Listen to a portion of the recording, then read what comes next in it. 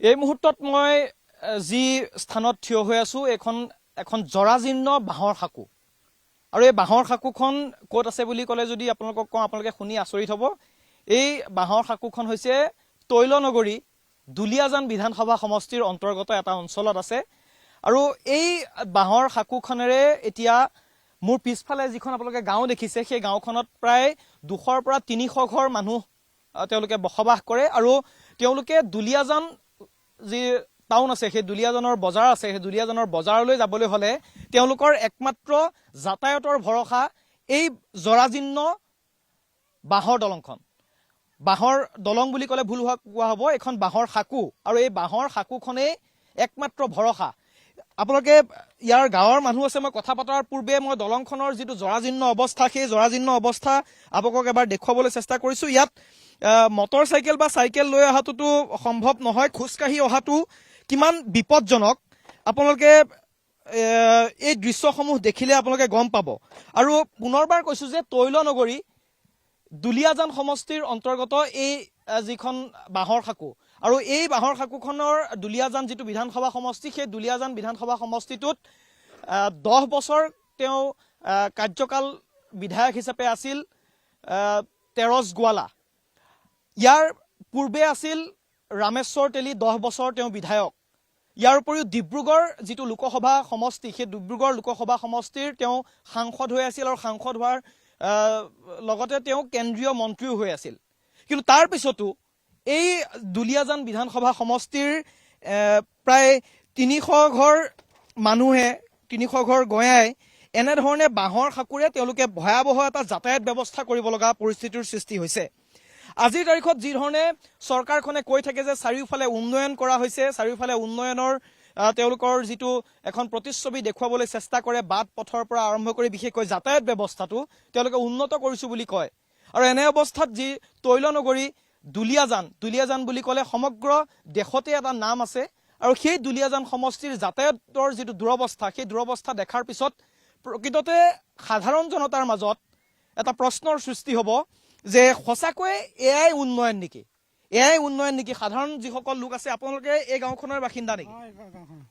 আপোনালোকে যিখন বাঁহৰ সাঁকো আছে এইখনে কেনেকে অহা যোৱা কৰি আছে? অহা যোৱা এনেকে কৰি আছো, পানী দি আহি আছো।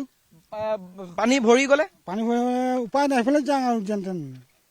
সাঁকোখন কোনে বনাই দিয়া? আমি নিজে ৰাজে বনাম বাঁহ তুলি। ইয়াত বিধায়ক আহে নে নাহে? বিধায়ক এনেকুৱা অহা নাই, শুনিছো খালি এতিয়া ছেকশ্যন হৈছে বুলি, এতিয়ালৈকেতো কৰা নাই, হোৱাও নাই দলংখন। কিমান বছৰৰ পৰা এনেকে আপোনালোকে যাতায়াত ব্যৱস্থা কৰি? বহুত বছৰ আমি সৰুৰ পৰা বাঁহৰ দলঙে পাৰ হৈ আছো। বাঁহৰ দলঙে পাৰ হৈ সৰু ল'ৰা ছোৱালী স্কুললৈ যায়, বেমাৰী আপোনালোকৰ কিবা বেমাৰ হ'লে এইটো চাইডে ৰোগী অহা যোৱা কৰে। গাঁৱত কিমান মানুহ আছে? গাঁৱত ক'বলৈ গ'লেতো 500 ওপৰ মানুহ হ'ব। 500 ওপৰ মানুহ আছে। কেনেকে আপোনালোকৰ ৰাতি হ'লে কেনেকুৱা পানী, যেতিয়া এতিয়া খৰালি আপোনালোকে কেনেবাকৈ পানী পাৰ হৈ আহিছে ওপৰেদি, বাৰিষা হ'লে পানী ভৰি যায় নেকি? ইয়াতে পানী পুৰা ভৰি যায়। কেনেকে অহা যোৱা কৰে?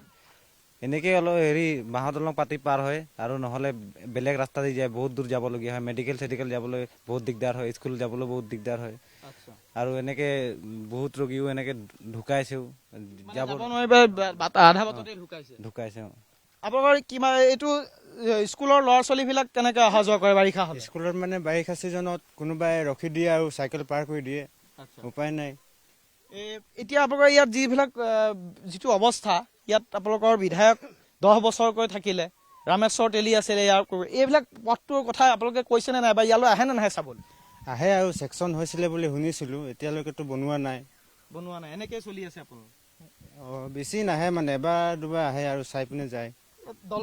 যিখন সাঁকো আপোনালোকে বনাইছে কোনে বনাই দিয়ে? এখন ৰাইজে মানুহখিনি বনাই মিলি পেলাই আপোনালোকে নিজৰ খৰচত বনায়? নিজৰ খৰচত এনেধৰণে তেওঁলোকে এখন বাঁহৰ সাঁকো যাতায়াতৰ কাৰণে ব্যৱস্থা কৰি ল'ব লগা হৈছে। আৰু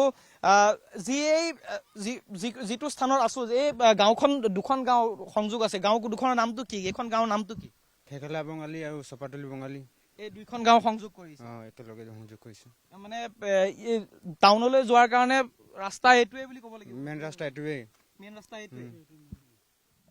আপোনালোকে চাওক যে তৈলনগৰী যি ধৰণৰ আশা কৰো বা যি ধৰণে যিসকল দুলীয়াজানলৈ অহা নাই তেওঁলোকে হয়তো ভাবে যে দুলীয়াজান উন্নয়নৰ দিশৰ পৰা বহু দূৰ আগুৱাই গৈছেগৈ, তৈল খাট আছে, তৈল নগৰী বুলি কোৱা হয়।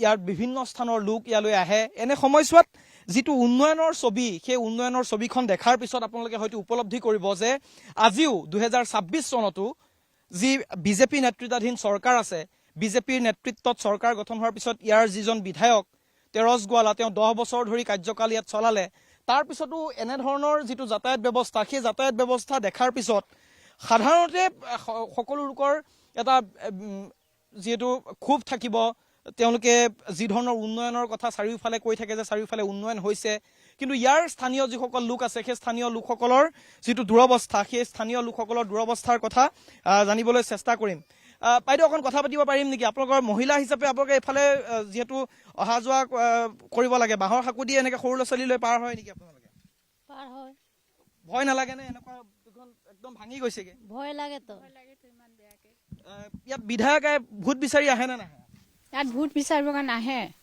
কোনফালে দিয়ে এইফালে পাৰ হৈ আহে নে বেলেগ চাইডে দিয়ে এই তলৰ চাইডৰ দি আহে এতিয়া তলৰ চাইডে দিয়ে দলংটো ভাল হলে আহা কি কৈছে বাইদেউ মানে দলংটো এফালে এনেকৈ অহা যোৱা গাড়ী মটৰচাইকেল চলিব পৰা অৱস্থাত নাই মানে তলদি আহে নেকি এতিয়া ভোট দিয়া সময়ত এইফালৰ পৰা আহিব ভোট খুজিবলৈ এতিয়াতো ইমান দিন হৈ গ'ল 10 বছৰ 20 বছৰ হৈ গ'ল আজিলৈকে আমাৰ দলংটো ব্যৱস্থা কৰি নাই দিয়া আপোনালোকৰ ঘৰত সৰু সৰু ল'ৰা ছোৱালী আছে এইফালে এইটো চাইডে পাৰ হৈ গ'লে ভয় নালাগে নে আপোনালোকৰ ভয় লাগে তো কিছুমান পৰি যায় এটা স্কুলীয়া পোৱালি ইয়াতে ওলমি গৈছিলে যিটো ব্যৱস্থা আপোনালোকে চাওক যে ইয়াৰ স্থানীয় লোকসকলে দীৰ্ঘদিন ধৰি এই সমস্যা তেওঁলোকে সন্মুখীন হৈ আহিছে কিন্তু সমস্যাৰ প্ৰতি জনপ্ৰতিনিধিয়ে বাৰে বাৰে তেওঁলোকক পিঠি দি আহিছে বাৰে বাৰে প্ৰতাৰণা কৰি আহিছে নিৰ্বাচন আকৌ আহিছে নিৰ্বাচনৰ সময়ত আকৌ ভোট বিচাৰি এই অঞ্চললৈ আহিব কিন্তু ভোট বিচাৰি অহাৰ লগতে কিন্তু ইয়াৰ স্থানীয় লোকসকলে হয়তো প্ৰশ্ন কৰিব যে যাতায়াত ব্যৱস্থা কেতিয়া সুচল হ'ব এয়াই নেকি দুলীয়াজনৰ উন্নয়ন তেৰছ গোৱালা